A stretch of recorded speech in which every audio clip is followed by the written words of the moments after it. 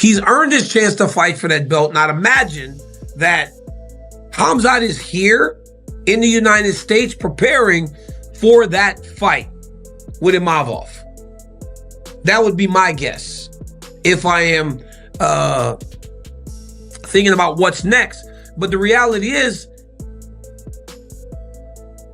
one, how difficult is it going to be for him to get back down to 185? Because I'm telling you, he looks massive next to Roundtree. Two, how will he compete when he's back down there? And three, how does Imavov deal with the size of Khamzat Chimaev at this point? Because while Imavov was a 185-pounder, Khamzat was at 170, Chimaev looks like the bigger guy. He looks like the much bigger fighter. Now, I'm telling you, you guys have to watch that training footage.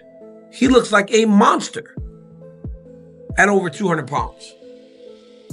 Khamzat Chimaev also has the Sean Strickland issue to deal with at 185. These guys cannot stand each other. Look, guys, when you are two athletes of the highest caliber and you have trained together and you have fought in sparring, one of those guys knows, or someone knows exactly what happened. But as most say, what happens in the gym stays.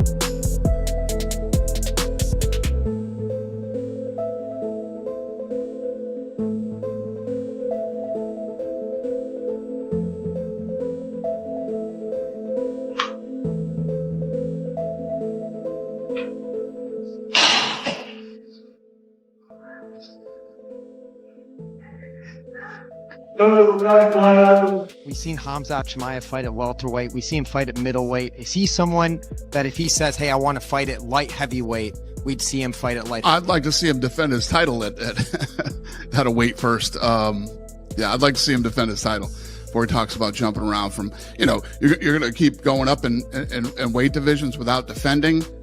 Yeah, I'd rather. All right, now really pay attention to how this whole thing unfolded. After Sean Strickland went on that very loud, very public campaign calling for a fight with Khamzat Chimaev, constantly pushing his name, constantly throwing verbal jabs, what was Khamzat's reaction? Did he jump into a chaotic social media exchange? Did he fire back with endless interviews and insults? No, he did the complete opposite. He went silent, focused, intense. Almost immediately, training clips began appearing, footage of him grinding in the gym, pushing brutal sessions, wrestling hard rounds, conditioning himself like a man already locked into a signed contract. That silence only fueled the speculation, especially with rumors circulating about a possible White House megacard, a massive high-profile event that would demand a fight of serious magnitude. I mean, he works his ass off. The guy can fight. He's a world champion, you know, but just because you can fight and just because, like, it doesn't really mean, like, doesn't make you like a man, you know? And there's these moments when, like, you see kind of like past, hey, I could fight, he works his ass off, like Costa.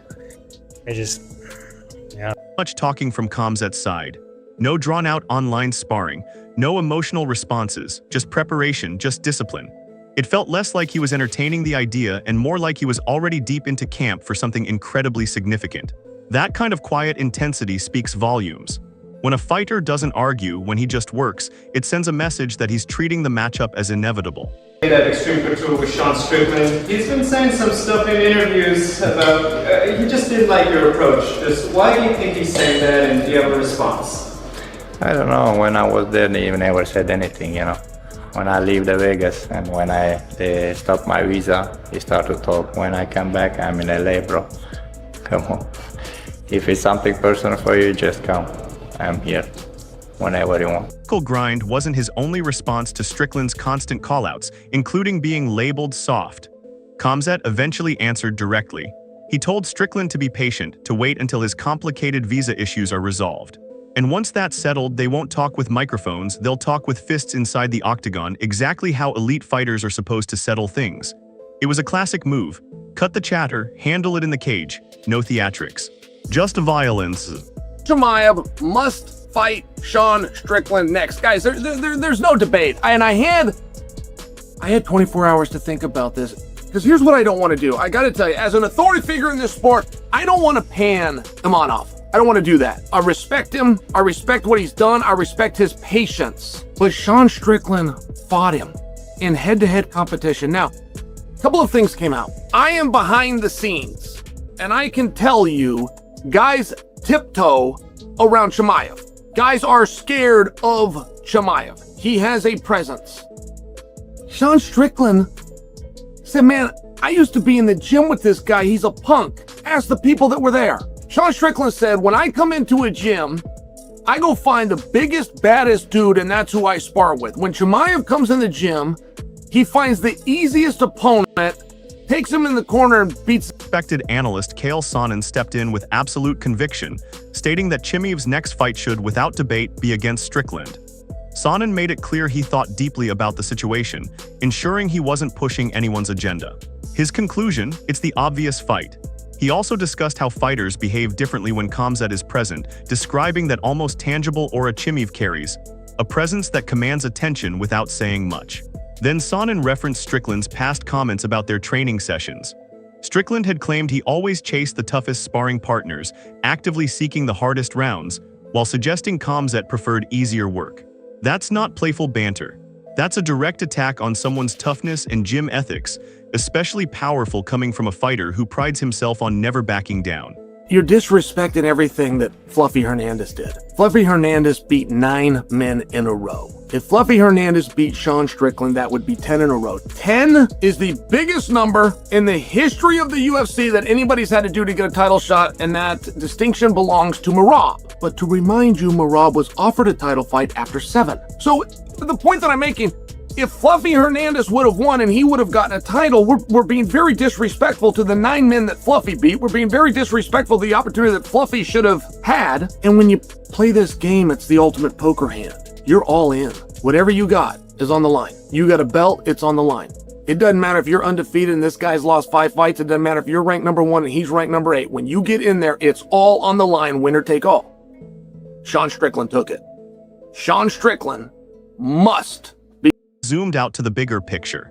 He argued that when you bypass a fighter who has earned his position through risk and victory, you don't just disrespect him, you undermine everyone he defeated to get there. Long win streaks in the UFC are rare and brutally difficult to maintain. Every consecutive win represents sacrifice, risk, and elite competition. So when a fighter headlines a major event, puts everything on the line, and wins decisively, that achievement has to matter. In this specific scenario, Strickland won his last big fight. He showed up. He delivered. Sonnen believes that performance earned him the right to face Chimaev next. Michael Bisping, who also weighed in strongly on the potential matchup. He's completely in favor of Strickland versus Chimaev. And he revealed something significant. After speaking with Khamzat, he learned Chimaev is walking around at 240 pounds. Think about that, a fighter competing at 185 pounds walking around at heavyweight size. That implies a massive weight cut, around 55 pounds. Bisping emphasized how grueling and punishing that kind of cut is on the body.